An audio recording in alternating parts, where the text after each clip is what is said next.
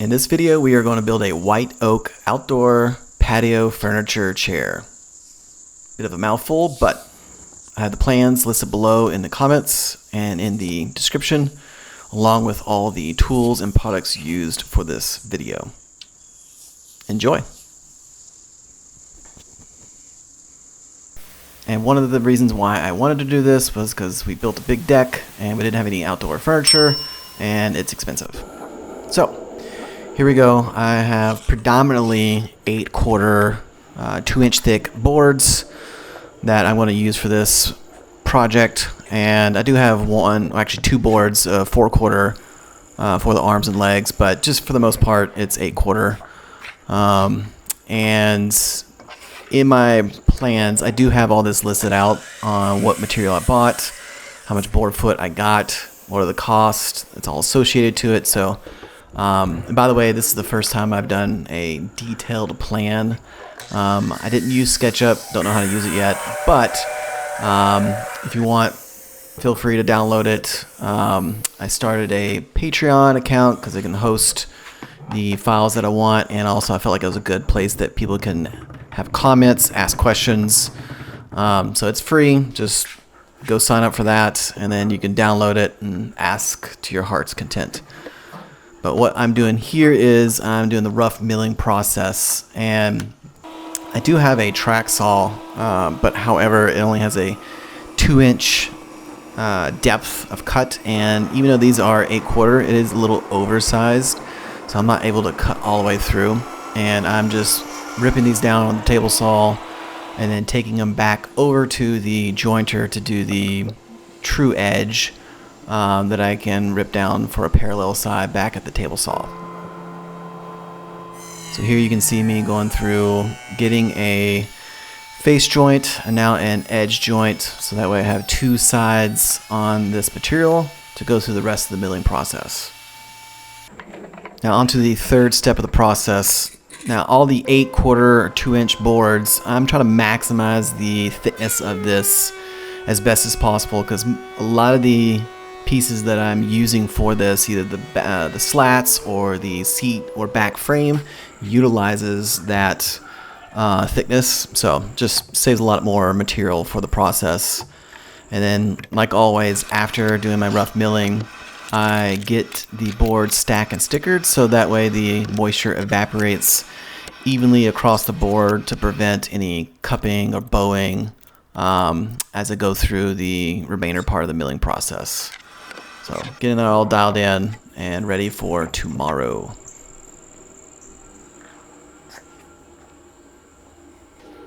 Now coming back after they've been rested, this next part, I usually go and put all the pieces as they relate to kind of the cohort that the joiner is going to be associated to.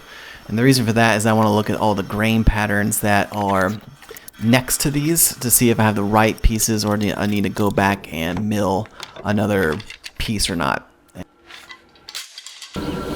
We are back here the next day. All the material has rest.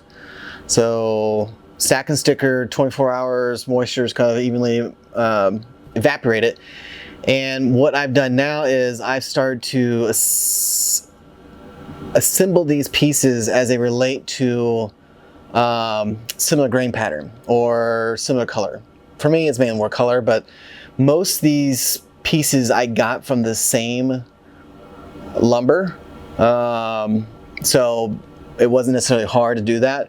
But one thing I did notice that I had a little bit larger board, and to maximize the material, I cut off the end of one, but what you run into with that is you can see this kind of two-tone right here, and I believe that's called heartwood versus sapwood, where it's the younger growth rings versus the older growth rings, and there's a discoloration between that.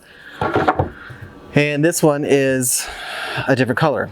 So sometimes you get lucky and can flip it over, but this is even lighter over here. So you can see, like, here is an edge where the edge of the tree used to be. So most of this right here is sapwood. That is a bummer because, you know, each project I do, I want to get better and better. And I think grain selection and color selection is probably the subtle things that move into the upper echelon, and I'm gonna go back and remill this piece and look for something similar, you know, the heartwood, same grain pattern, hopefully same color. So be back. And the good thing when you sometimes have to go back and mill another piece, that extra piece now comes a component that you can leverage for your project. Specifically to this, I have some back slats that are supports that no one will ever see, and we can use it for that. And what I'm showing here is the templates that make up the side construction of the leg, and you can kind of get an idea of what it looks like. After that, I go and select the pieces that are appropriate, start to put in place what I think has the best grain patterns, also missing any knots, structural issues. And once you get that dialed in, you can mark it for cutting.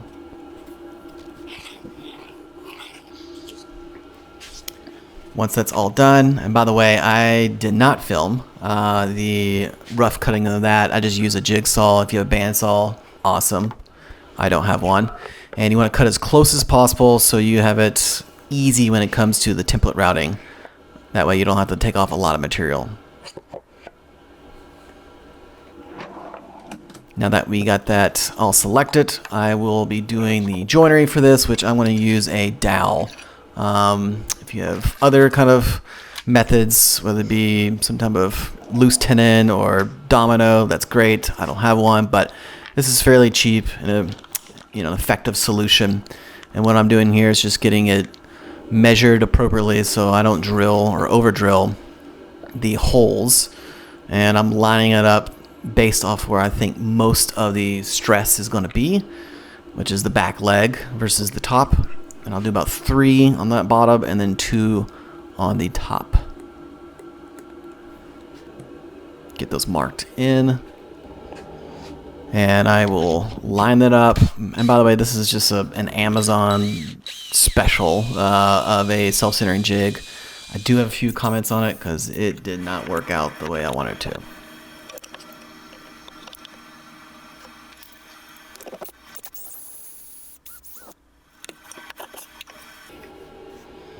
And just off the image here, you can see that it's slightly to the left. And I'll talk a little bit about that in some of the comments here in a second. So this is an 1/8 of an inch off. And I was like, okay, if I know the side of the self-centering jig that is off by 1/8, if I do the exact same thing on this side, it should align. Well, they don't. This is only a 1/16 off versus an 1/8. So that self-centering jig, Amazon special, sucks. So got some sanding to do. Now that I cried off camera because I have to do a lot of sanding here soon, I'm gonna glue this up. And the cool thing about this is actually dumb luck. I have the joinery done in a way that I can clamp them up both at the same time.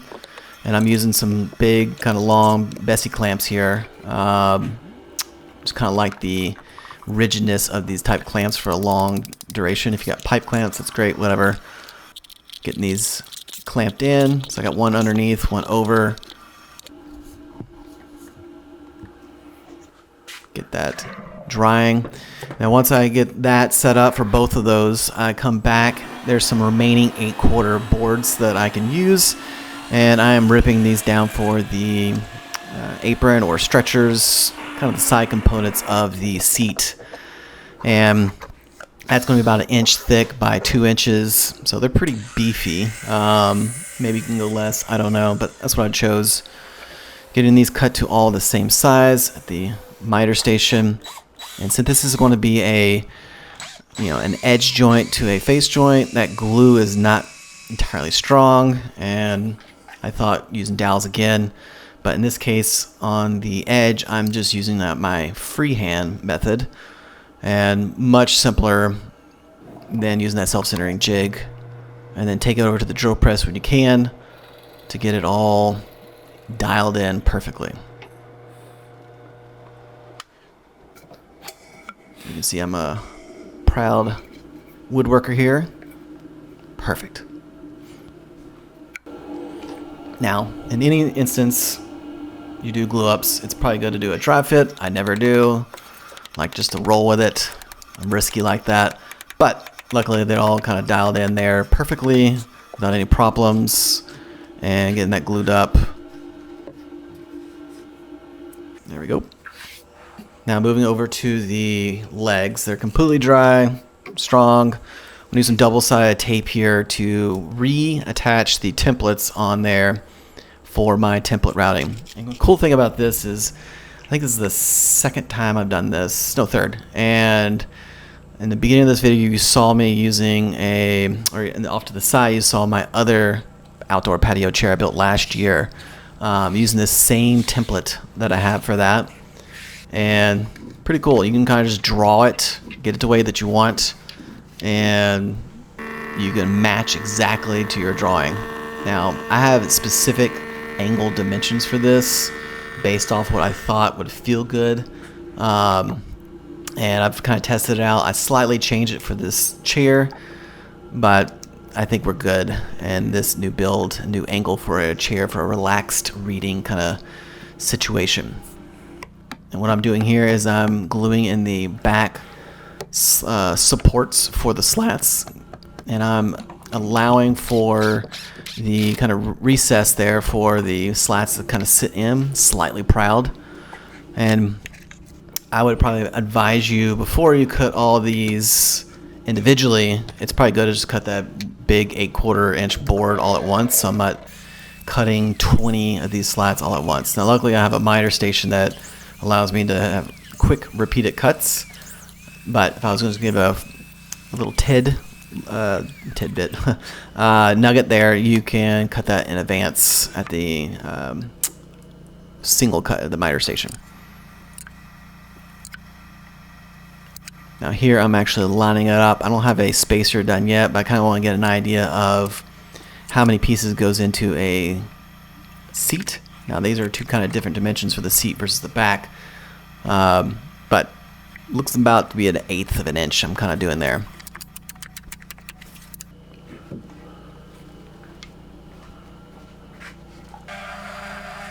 Before I put these slats in, I find it highly beneficial to go ahead and sand them each individually.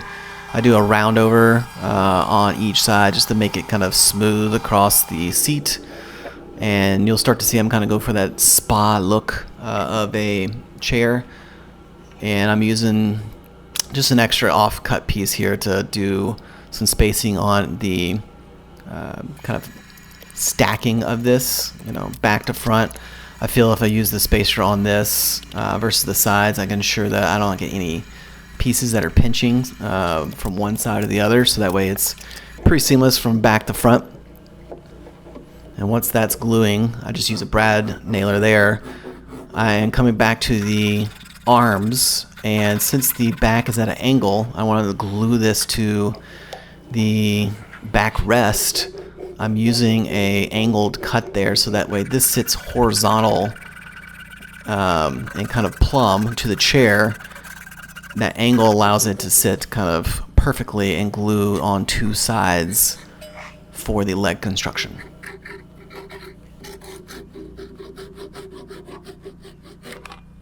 And I'll come back with a chisel to clean that up. Now that I have everything rounded over and perfect, I'm doing a glue up here of the 3 components. You got the main leg construction, then you have the front leg, and then you have the arm that I'm putting on right here. I'll do it in that sequential order. That way you can ensure that you got the right appropriate angle for the arm and it's sitting flush. One thing I'm going to call out here, you do want to measure exactly and consistently where that front leg goes. That way both your legs are mirrored exactly. So this is the part where you could get an 1/8 of an inch off, 1/16 of an inch off. That may change the trajectory of the front lip of the leg. So just make sure you have that measured appropriately on both of them. What I'm doing here is, since this is a kind of a weak joint, I am drilling in here some wooden dowels. I'm doing 3/8 inch wooden dowels, and I wanted to have a aesthetic look here where this actually shows. So I'm doing this after the fact that it's been glued up, and then coming back and gluing another through dowel here to ensure that we get proper strength on those arms. And I'm using way too much glue, but whatever.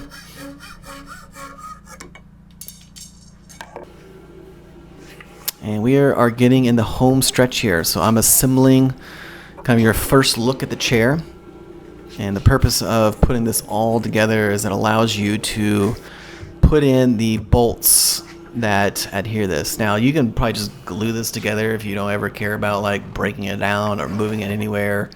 But like all things of furniture, I like the idea that like it can be given or sold to someone else, and you know, if someone wants to transport this, it's way easier to knock the furniture down, and that's my choice there. So I'm using some brass bolts here with some brass threaded inserts to get it in installed for knockdown furniture, and I'm doing this all at once, so when you reassemble it, it perfectly aligns.